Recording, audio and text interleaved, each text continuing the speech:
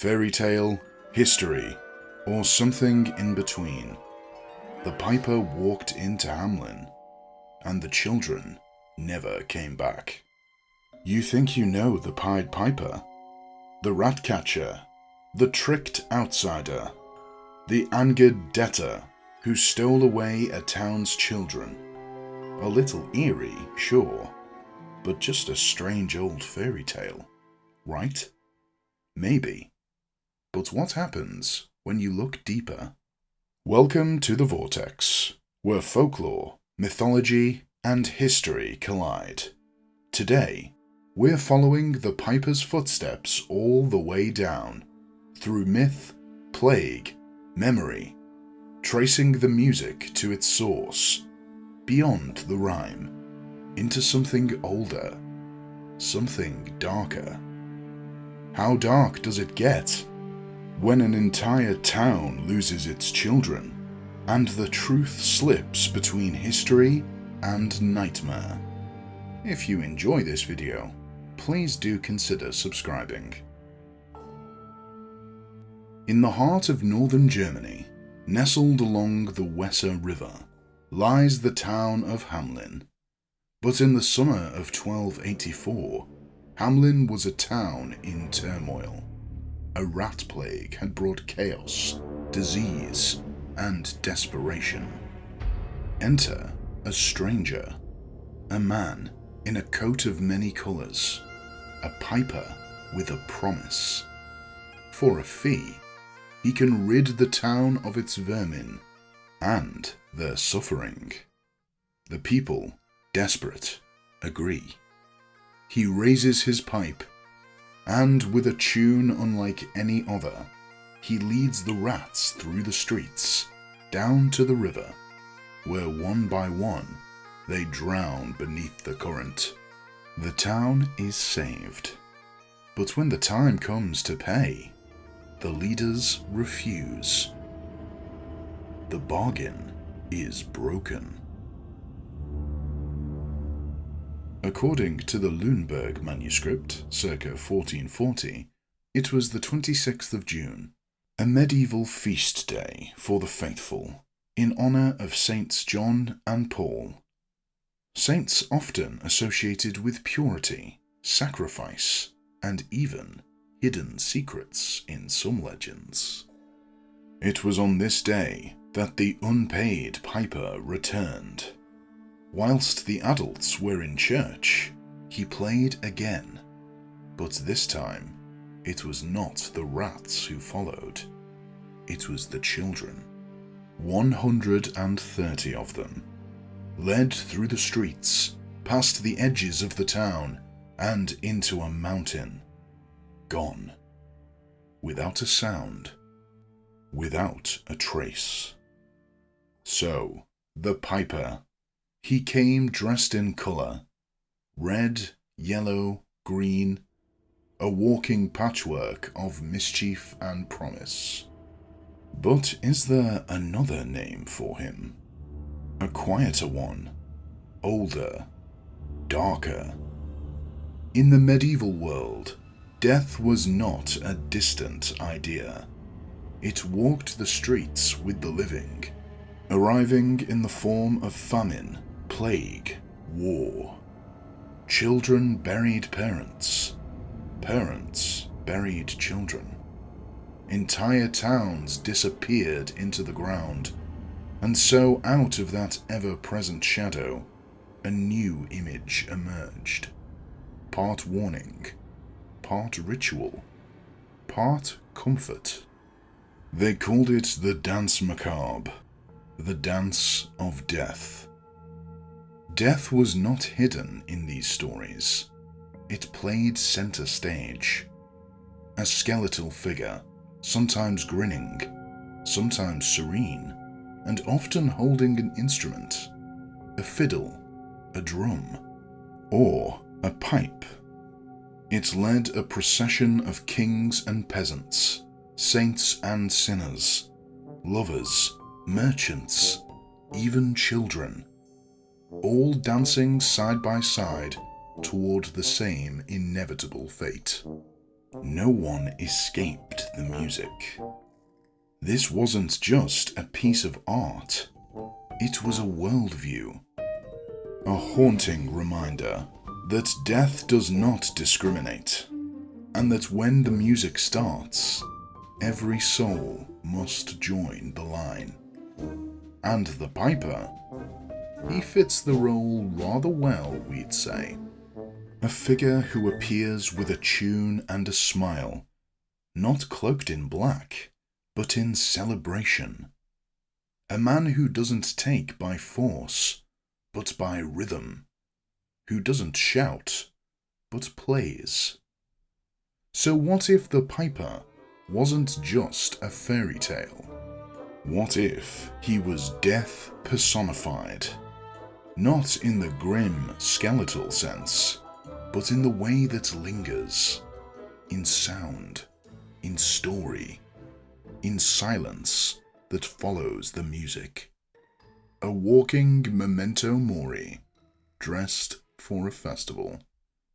A reminder that all debts must be paid, that no broken bargain goes unnoticed, that when the time comes, death won't ask, it will play, and those who owe will follow. Maybe the tale of Hamlin was never really about rats. Maybe it wasn't even about the children.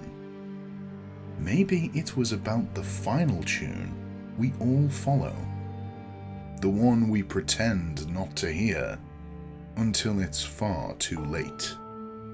In this case, the piper played, and the children danced, and the mountain swallowed them whole. But not everyone hears the piper's tune as death. His bright clothes, his music, his trickster vengeance. Could they be the markings of the Fae? Not the sweet fairies of children's books, but the ancient kind. Unknowable, unforgiving, bound by strange laws, known to enchant and abduct humans. Break a bargain, and they come. Disrespect them, and pay the price.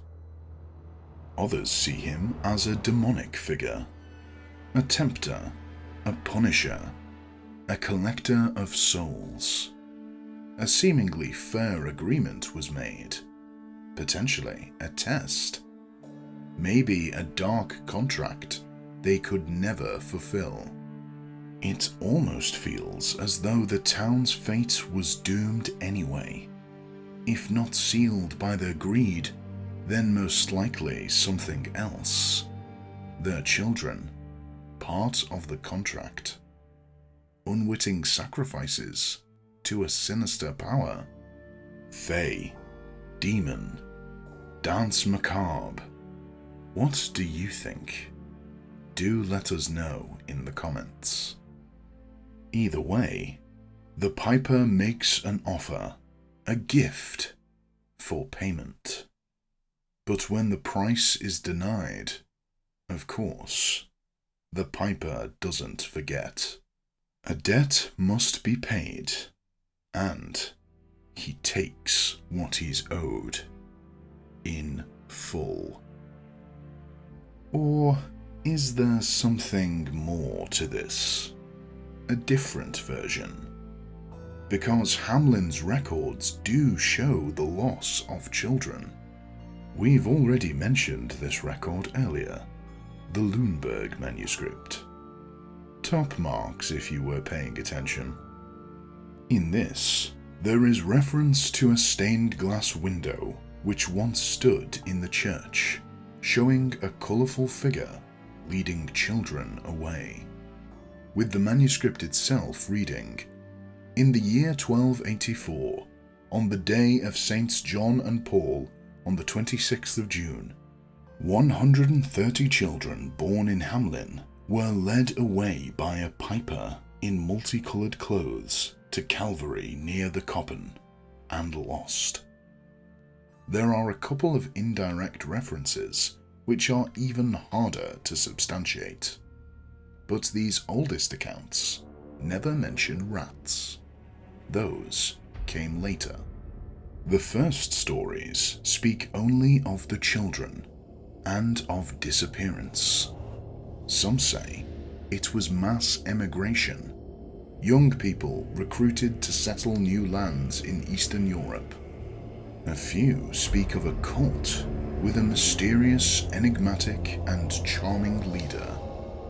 Or maybe dancing mania, a real historical phenomenon that saw crowds dance themselves to death, in itself potentially linked to naturally occurring ergo psychedelics. The timing certainly aligns. Tied to both of the above, in the darkest corners, some even speak of a religious procession of ecstatic dance leading to sacrifice.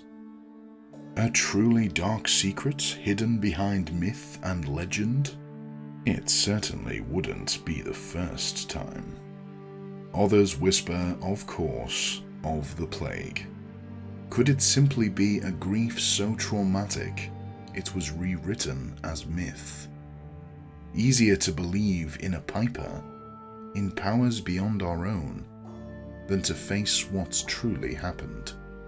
Or maybe, just maybe, there was indeed a debt, and the piper came to collect.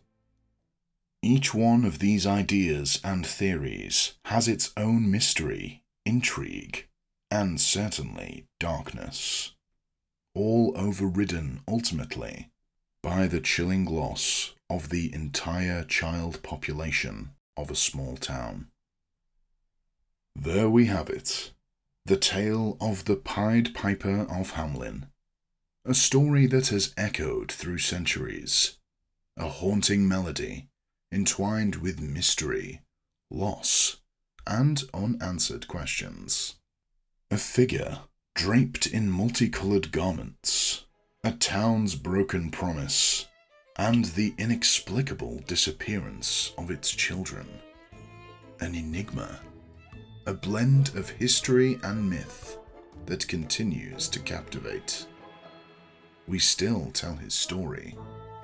We still hear the music.